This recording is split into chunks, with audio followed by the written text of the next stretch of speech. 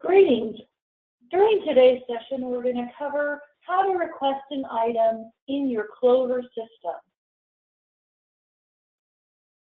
First, open up a browser and go to the CLOVER system at https://vt-live-agent.auto-graphics.com/MVC.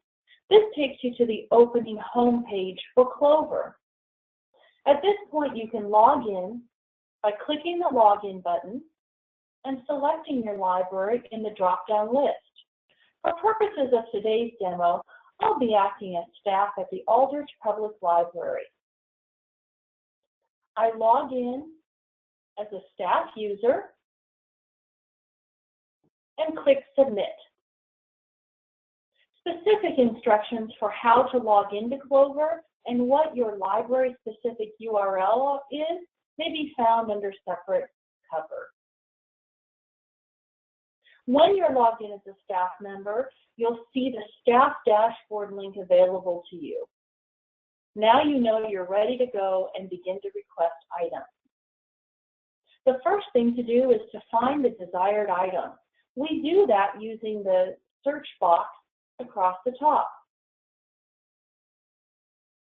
Your search is defaulted to an all headings index, meaning it will look for the word or words that you searched anywhere in the record. If you'd like, you can narrow your search to look for those terms in only the author field or only the title field, etc.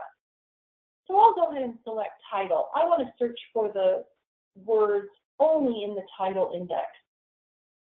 The database selector icon brings up a listing of all catalogs in the CLOVER system. For purposes of requesting an item, it doesn't matter whose catalog you find the item in. All of the lending governance happens elsewhere in the system. Who you ultimately borrow from has no correlation to where you find the desired item. For purposes of our example, I'm going to clear my search resources and just check off a couple. I'll check off the Catamount Library Network and also the Martha Canfield Library. I type in my search word or term. I'm searching for the title Fast Food Nation. At this point, I can either hit the Enter key on my keyboard or click the search icon. I'll click the search icon. This brings back my search results. Down the left-hand column, I can see subjects related to this search. I can see the specific authors that were included in the search results. I can narrow it to a specific library that I searched. I can narrow it by date, publisher, title, or format. The actual search results present in the middle of the screen. Your view may look different than our demo. I'm looking at the search results in what we call gallery view. You'll see the icons to the top right of your screen. If I'd like, I can switch over to list view. The exact same search results, just in a linear fashion where each entry is listed on the screen. Alternatively, I can look at the results in grid view, which brings up a carousel of jacket art followed by the textual elements below it. For today's example, I'll return to the gallery view. I select the desired item, and at any point that I see the Request This Item button or link, I can click it and be taken to the request form. I could also drill down to a very specific instance of the record and get to the details screen, which shows me the full bibliographic content. In this case, where to find it at this library, and also the full MARC record in case there are particulars I want to review before requesting the item. One thing to make note of is if you want a large print version of the item or an audiobook version of the item, be sure and initiate your request from the respective format of the item. If you want large print, be sure and click on a large print version of the item. For purposes of this example, I'll just look for a book. I'll click on Request This Item, which brings up the request form. You'll see that all of the bibliographic information is pre-populated on the request form, and it's pulled directly from the record upon which I initiated the request. As I scroll down the request form, there are a few fields that are required and several that I could fill in if I so desire. Most notably, who is the patron that this item is for? I can type in a last name or a barcode, and I continue field by field to fill in the desired information.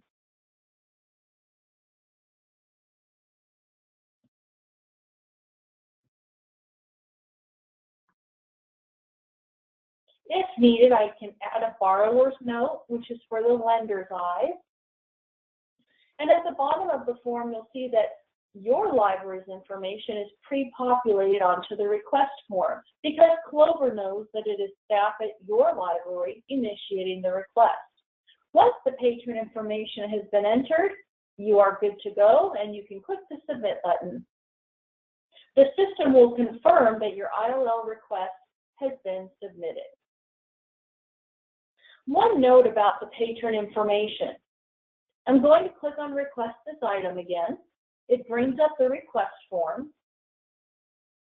If you elect to import your patron account into Clover, it allows staff to easily call up that patron's information when submitting a request form. For example, I can type in the patron barcode or the patron last name, and then click the patron lookup button. It brings back a listing of all patrons in my library that matched that criteria, and from that list, I can select that patron name. And you'll see that all of the patron information is then populated onto the request form as it was gathered from the user account that resides in Clover. You may or may not elect to allow your patrons to do their own requesting. If you do, you will need to have user accounts inside of Clover.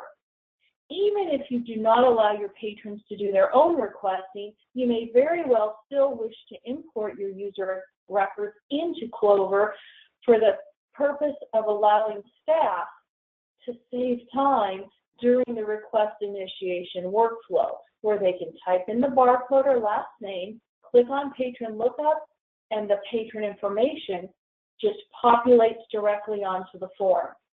Another note about the patron info, only staff at the borrowing library see the patron info. The lender will not see your patron's information. They simply know that you as a borrowing library wish to borrow this item. If you click on Request This Item and decide that you actually do not need to submit the request, you can simply X out, which I'll do now because we've already submitted a request for this title for this patron. So I X out, no confirmation message because no request was submitted. Well, that covers our walkthrough of how to request an item in Clover. Other sessions will detail request management and specific login details. Thanks for listening.